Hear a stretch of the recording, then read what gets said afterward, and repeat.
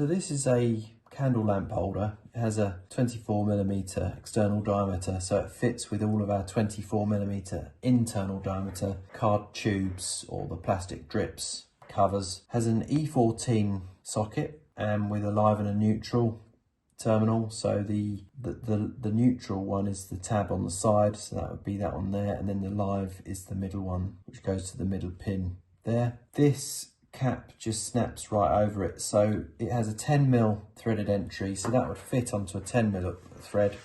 The 2-core cable come up through here, fit into the 2 cores like that, and then it will just snap over the top. So this just snaps in place like that, 10mm. The sleeve would then slide over the top, leaving you with just the top part, which you'd hardly be able to see, and obviously the light bulb will just screw into there.